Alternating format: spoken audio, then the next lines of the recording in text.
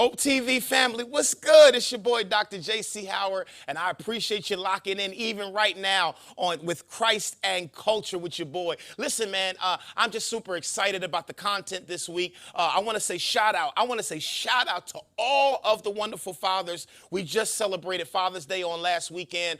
This past Sunday, we celebrated Father's Day, and I'm a super fan of Father's Day. I love being a father. I enjoy being a father, and I know all of the real fathers truly do. And so I am grateful for fatherhood. And on Hope TV today, as you are enjoying this content from Christ and Culture, I want you to check out one of our recordings from our Voice of the Culture TV show that we air during the week. I want you to check this out because today there's a focus on fatherhood. I interviewed my main man.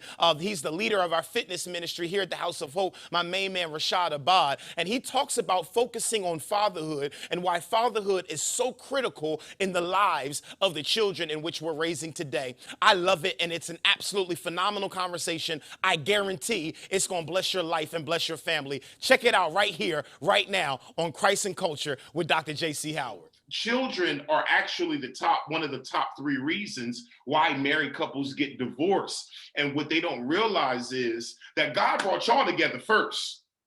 Before he brought the child into the world. And so you have to actually prioritize that marriage so that you can be the best parents and the best partners that you can be to your children. And so I want to ask you, how do you and Kim go about prioritizing y'all's relationship, even in the midst of raising two little girls? It's honestly, I can't speak for other couples, but I can tell you what worked for us. Before we even got into a relationship, Kim was absolutely 100% transparent with me. And I was the same thing back to her because I didn't want to start anything or build anything on lies, misperceptions, miscommunications, or anything. And that spurred into a beautiful, strong, entertaining,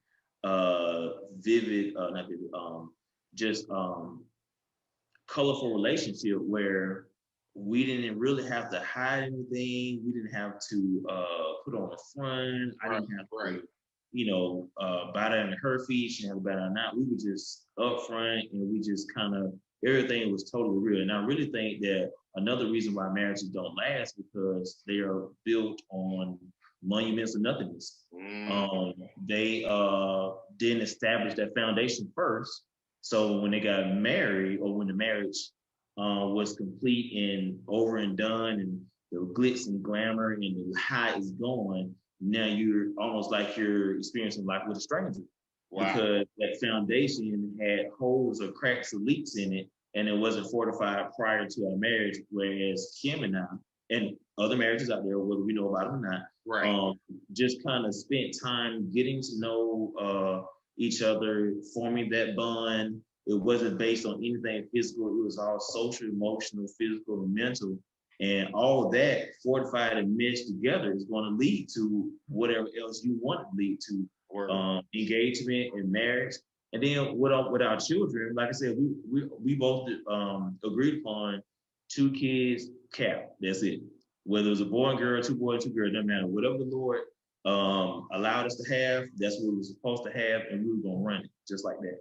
And even during the pandemic, it taught us really to find balance because, like I said, you have parents who find more joy in caring for their children than their own spouse.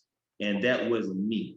From the get-go, I was all about my wife. I went against, sometimes I bumped heads with my parents. Sometimes I went against my parents, friends, or whoever was in my way because I knew that this woman was the one for me, and I really didn't care who stepped out of my life, came into my life. I was tunnel vision. Wow. Sometimes my wife had to kind of like you don't have to be so so stern. Like, I understand, I know you love me, but you was real about it, Doc. All the time. And she's like that about me as well, but I'm a little bit more strict, more stern with it. But I'm like that with my daughters as well. Yeah. But always in my head, it's wife and then kids. Right. And heaven forbid if anything ever happened to him, you know, my wife and I are still going to be there. And if, you know, we wanted to pursue and make more children, we could. And I just pray to God we stay together. I pray to God that all my children, we can raise them together. But at the end of the day, it's always in a marriage, it's always got to be that covenant first. Yes. And children, because that's your immediate family. That's family right. and friends after that. You know, that's how it should be. And if you That's keep right. that first and find that balance and honor that and respect that and you do that for each other, there's no way anything on this earth can break that. I don't see how it didn't break for me. That's real. I appreciate that, man. Listen, let's touch on, man, this conversation is so good, man. Let's touch on just a few more things real quick, Rashawn. I appreciate you establishing that and us talking about that, because I don't think it's really talked about enough amongst married couples, the way that you have to prioritize that marriage. Now, I want to talk to you about just a couple of the things real quick, because you're raising young African-American women in America. And we know what the current climate of America is and what we've been dealing with. And we know the kind of conversations that African-American parents have to have with their children that are different than conversations than our white counterparts and even some of our other minoritized groups have to have, just because of the kind of microscope and the kind of history that this country has had with Black people. And so my question to you is, you know, could you give advice to another young father out there? You know, I became a father very young. I consider you a young father. I became a father very young. I was still a teenager when I became a father. But there are a lot of young fathers. I'm mentoring a young man right now who just had a son, and he's 20 years old, and he's trying to figure it out. You know what I'm saying? And so, could you give any advice to a young father out there who's trying to make their way? They're trying to do the right thing, but you know, it's hard. You know what I mean? It's hard out here, and it's not easy, particularly being a Black man in America. And so, is there any advice that you can give a young father? And also, in giving that advice, what kind of conversations, and I know your baby girls are still young, but what kind of conversations are you anticipating having with them that some fathers might want to consider having as well, particularly Black fathers? You know, being a father has always been a goal, not even a goal, just a dream. Wow. My father, and I'm gonna tell you what, my father and my mother, they got divorced when I was 2. Gotcha. And you know, the typical story is father's gone, whether he did whatever he wanted to do, was in the streets, or maybe just started another family. And usually the children never really see them, you know, because of whatever happened with the parents. And sometimes parents can't emotionally separate, so they just stay away totally. Right. But my dad, I can remember to this day my daycare graduation. My dad is from New Jersey. At the time, he was living in Athens, but he came down and he was at my daycare graduation. Wow. 3rd grade graduation from primary to elementary school, he was there. At this time, he's from New Jersey. So I have family in Baltimore, Philadelphia, all of them. Got you. Okay. He drove in a car, not a plane, bus, or train. He drove down for my 3rd grade graduation, 5th grade, middle school, high school, basketball games, football games, baseball games. I don't care if it was a little league t-ball game at age 6. If it's a weekend and he didn't have to work, he drove 13, 14 hours down, stayed for a weekend, drove right back just so he could be there for my brother and I to see him, just to be in our lives. And to this day, he calls me, if not every weekend, every other weekend, still gets mad when I don't reach out to him. And I will always value that, because that taught me on how important fatherhood is, or the presence of father being in a child's life. I mean, I love my dad to death. Like, you can't say nothing about him. That's what's up. You know, and he didn't have to be there to raise me, but I still know what a father figure looks like. I know what their love feels like. I know what their support system looks like. I know what a strong father figure looks like. And he has raised 2 kids of his own and still made us thousands of miles away feel like we were the only children he had. Wow. So hats off to my dad. And I told the Lord, like, applause for Pops, man. That's what's up, man. That's how you do it. I told the Lord, like, if it is his will and he allows me to have children, I promise him that I will be the best father I could be. I told him if he blessed me with a wife, I'd be the best husband I can be. And I'm so deeply rooted in my connection with God. Like, I wanted to be that pastor priest for my household. Like, I'm a very praying man. My wife is the verbal side, I'm the praying side, so we balance each other out anyway.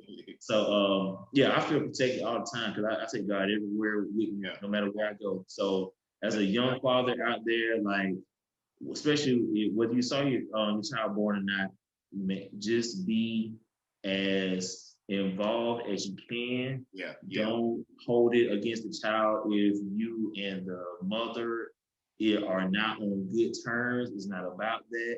It's about making sure that the life that you help make has a healthy and productive life, and just do the best you can. I mean, life is hard. You know, some of us don't have degrees, we don't have a job, but you just do the best you can to provide for that child, let that child know that you love them and they know who their father is and what a father figure is supposed to look like, because all father figures aren't look the same. But I mean, if you're going to give that child love, that's what's most important. It's not about the money. It's not about having your child go to school with J's. It's all about the support system. It's all about the love, the care. It's all about that. That's it. That's real talk, man. And I totally agree with you 100%. And I appreciate you sharing that, because that's one of the questions that I wanted to touch was your relationship with your father. And it's just really glad to hear. It's good to hear that even though he wasn't even in state, he made himself present. I mean, he was by any means necessary. He was going to make sure that he was active in y'all's lives. And that close bond to this day. And so watching that is amazing. You know, my father's father wasn't in his life at all. But my father, you know, he vowed that if he would ever be a father, that he doesn't want his children to feel what he felt when he was growing up. And I appreciate that. And I appreciate the fathers that go above and beyond, because every situation is not perfect and everybody doesn't stay together, but that's not the children's fault. And the children should be penalized for that, man. So I appreciate you sharing that, Rashad. And you're absolutely right, man. You just do everything you can. Do your best. And if you do your best, God will do the rest. Now, I got to let you go, Shad, man. I got to bring you back because I really want to talk some fitness stuff with you when I bring you back. But listen, because you're not just a fitness enthusiast, you're a fitness guru. You are a certified trainer. You have clients that you train. You work part-time at a gym. And so if you could, and if you would, in this last question, tell me why it's important for fathers to be fit. You know, oftentimes, oftentimes when we have children, when we settle down, right? When we settle down, we have children, we get married, you know, that daddy gut, that gut start popping out, and you know, you're not really hitting the gym as much, and you know, you're ripping, running with the kids and with the wife, you're working.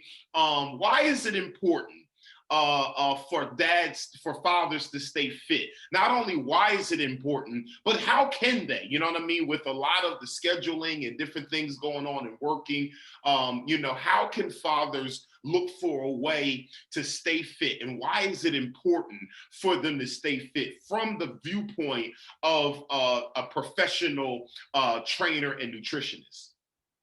Yes, sir. Yes, sir. That's a very excellent question. I see it all the time.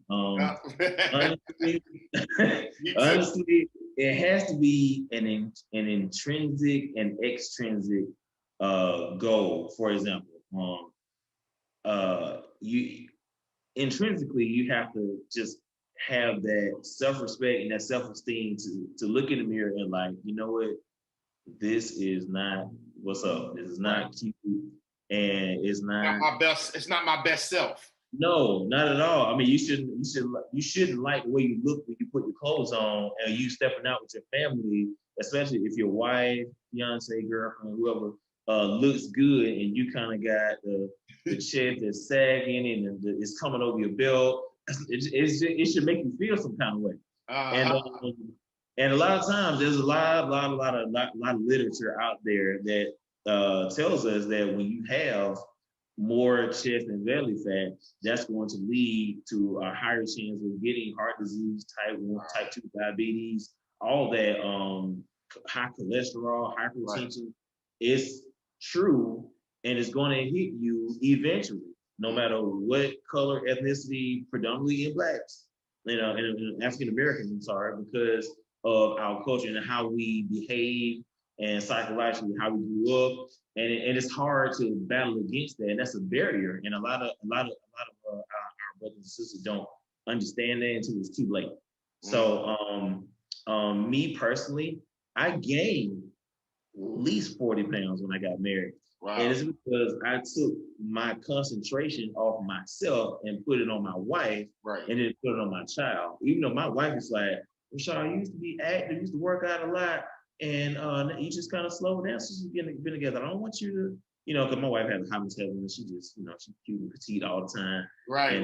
Yeah, you're always sharp, Doc. but even with that, she asked me for fitness tips and stuff like that, and I got her together. So how can I get other people together but can't get myself together? And this is me talking as a trainer. Wow. So I was like, I can't market myself.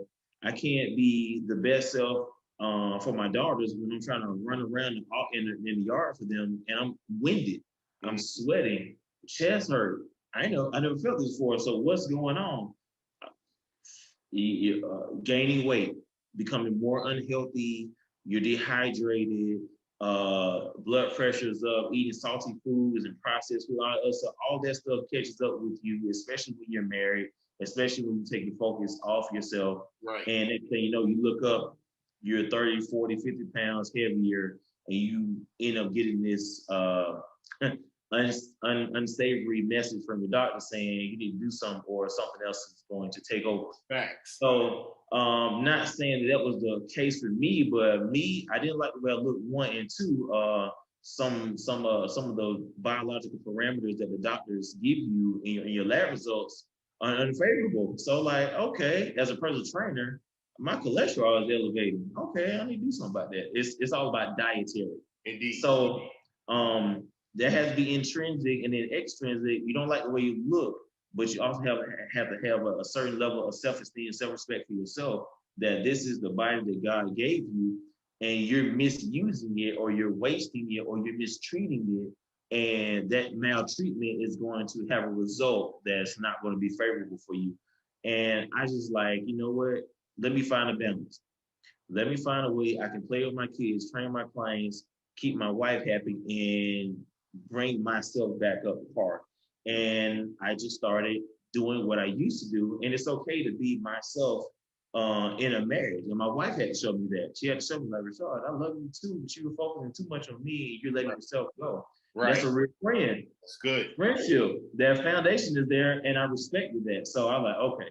So I started just doing home exercises. I started doing as many push-ups as I can do, and whatever number I stopped on, I beat that number every day.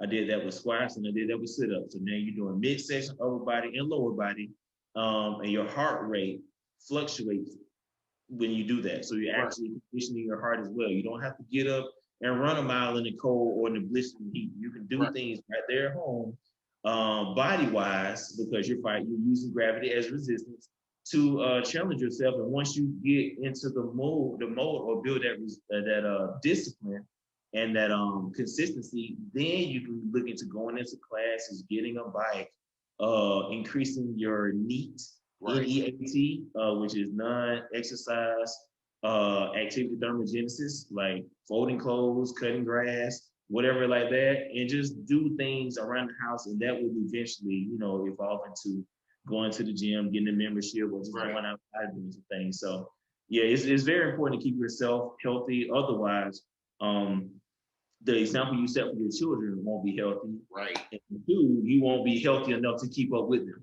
So that should be enough psychologically to push yourself like, okay, I need to do something about this before I won't, or I won't be here as long as I want to be. So agreed, man. Agreed, 100%, bro. Agreed, man. I want to see my daughter graduate. I want to see her get married. I want to walk her down that aisle. I ain't trying to be on no cane. As a matter of fact, when I walk my daughter down that aisle, I want them, I want them like, oh, daddy looking kind of good over there. You know what I'm saying? Healthy, fit, you know what I'm saying? It's important, man. It's important to set that example for your children that, eating healthy, you're going to let your children live. You know what I'm saying? You're going to let your children eat it, get a happy meal and stuff like that, but, setting that, showing your children discipline, from an early age is really important. Showing them just discipline and consistency. I saw my daddy wake up every morning. He got up early. He did a little light workout and then he went to work. That discipline that I saw him help resonate something with me years later. You know what I'm saying? Even if I didn't think about it at the time, years later, I remember that to this day. And setting those examples and setting that kind of discipline and showing your children, number one, why it's important to work out, why it's important to be healthy. But then secondly, you said it so perfectly, I don't want to exhaust it. I want to be around, man. I want to hold my grandchildren and all that good stuff. And I want to meet her spouse one day and, and all of that good stuff, man. So I think you're spot on, Rashad, like you always normally are, my beloved brother. And I just appreciate you for this conversation, man, because fatherhood is so important, man. And like I said earlier, I think that we concentrate so much on the negative narratives in society and in the media. The media will easily push the negative narratives, but we don't talk about the positive narratives enough. And one of those narratives are there's still a demand on fatherhood. There's still brothers that love being fathers and take joy and pride in being a father. And you indeed, myself included, amen, but you indeed are one of them, my beloved brother. And I just want to say this publicly because I tell you privately all the time that you, Kim, your family are one of my favorite couples. I love seeing y'all come to church. I love the way that you all handle each other. I got a chance to see y'all on a date night just a few weeks ago. We were at a spot visiting, supporting our musician. And I was like, man, they living it, man. They doing it, man. I just love the energy. And I just love the way that y'all handle each other as husband and wife. But I love the way you pastor your home. And I just want to continue to, I just want to tell you, man, keep up the good work, man, because you're inspiring people that you may not even know you're inspiring, bro. I appreciate that. I can honestly say you have been a blessing since you came to our church to take over as our lead pastor, because I mimic my prayers after you. After you say the Lord's Prayer, you get to our Father, which art in heaven, hallowed be thy name, thy kingdom come, thy will be done on earth as it is in heaven. And then I go into what I'm thankful for, what I need the Lord to do, and so on and so forth. And my daughter, believe it or not, is pretty much has half of the Lord's Prayer down. Wow! And this is right at 4, and at 4 that's in speech. So that's just how powerful her praise and worship is, because she trips her class and her teachers out of daycare because it's a Christian daycare. Right. And whenever they go to praise and worship, and it's kind of like a mixed crowd of white, African American, and different cultures there, and she is jumping and praising, she is clapping, and all the other kids are just around like, what has gotten into her? She has the Lord in her. That's what it is. All right. She gets it from us, and you are. We try to emulate that by looking at you, and you give it to us, and it's like, man, you're amazing, and I just appreciate that. You're real. Love you, bro. I appreciate you, man. Thank you so much for the kind words, man. And we're connected, man. We're connected to the hip, bro. You already know that, man. Listen, man, tell the people where they can find you, where they can follow you, how they can get in touch. Well, you can find me on Facebook, my first and last name. All my contact information is on there. I don't really do Instagram, but I am Coach A at MLK, which is where I teach 9 years special ed, bachelor's in PE, personal trainer. So yeah, I'm wherever you can find me. Yeah, You look me Rashad up, you Abad, see Rashad that. Abad. Also, Rashad, we're going to put all the information up right here, but also rashadabad@gmail.com. Listen, the brother will give you fitness plans, meal plans, whatever you need. He'll cater workouts directly for what you're looking to do. We already in the summer, but if you want a summer body by August, he can make it happen. Oh, year round. Yeah, he makes it happen, man. He makes it happen. And so, Rashad Abad, everybody, let's give it up for him, man. Thank you, my beloved brother, so much, man, for taking the time out to really help educate, drop some science, man, on some of these young brothers out here. Happy Father's Day to all of our fathers. Fatherhood is a joy. What a joy it is to be able to be a father, to pour into your children's lives, to see them grow, to be a part of that process. And it's just a joy. And we should see it that way. So shout out to all of my great fathers out there who are holding it down, who are doing the daggone thing. We love y'all, man. Happy Father's Day to everybody this Sunday. Spend your family's money this Sunday, okay? Make your wife get you the meal that you want. If you're cutting carbs, don't get the baked potato, just get the steak and get some asparagus. You know what I'm saying? Enjoy yourself, man. Rashad, I hope you and the family enjoy yourselves. This is the boy at JC Howard Speaks, Dr. JC Howard, voice of the culture TV. Shout out to Hope Nation TV and Hope Nation. We love each and every one of you, and we're going to be right back here, same time, same place on next week, man. Holla at your boy. Y'all be blessed. Peace.